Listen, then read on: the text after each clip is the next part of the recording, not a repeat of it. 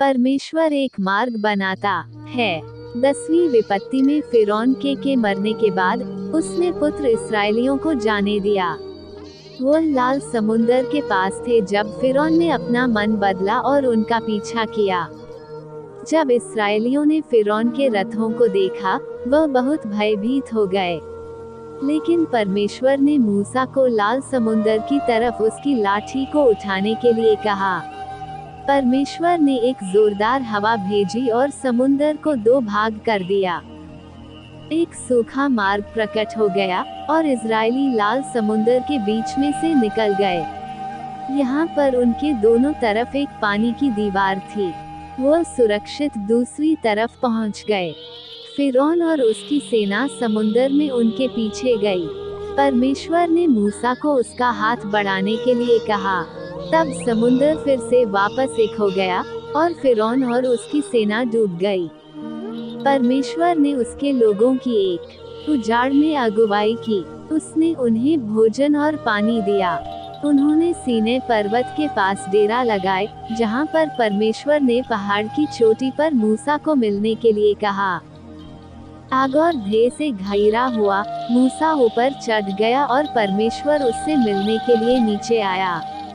तब परमेश्वर ने मूसा को 2 पत्थर की पट्टियों पर 10 आज्ञाएं दी। अन्य देवताओं की आराधना मत करना, मूर्तियां मत बनाना, आदर के साथ मेरा नाम लेना, विश्राम दिन को एक विशेष दिन करके मनाना, अपने माता पिता का आदर करना, कत्ल मत करना, अपने पति या अपने पत्नी से वफादार रहना, चोरी मत करना, लोगों से या जो उनके पास है उससे ईर्ष्या मत करना। अब लोग जानते थे कि कैसे परमेश्वर की आज्ञा का पालन करना है। मूसा ने 12 भेदिए को वायदा किए देश में भेजा। उनमें से 10 ने कहा, हम वहाँ के लोगों को कभी भी हरा नहीं सकते हैं।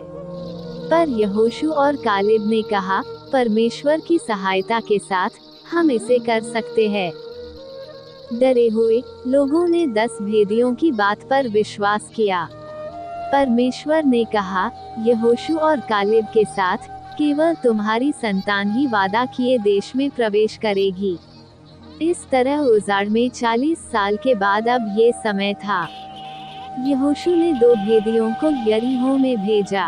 वह राहाब नाम की एक स्त्री से मिले, जिसने उन्हें छिपाया और दीवार से नीचे उतरने में सहायता की।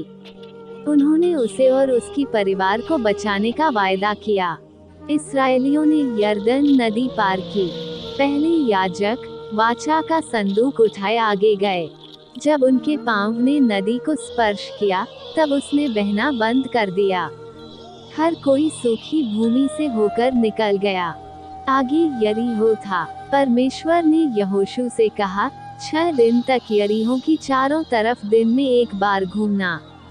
तब 7वें दिन 7 बार चक्कर लगाना, नरसिंगों को फूंकना, जय जयकार करना, दीवार नीचे गिर जाएगी। यहोशू ने परमेश्वर पर भरोसा किया।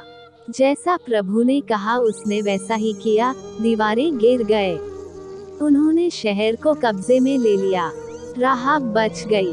परमेश्वर के लोगों ने वादा की हुई भूमि को कब्जे में लेना आरंभ किया।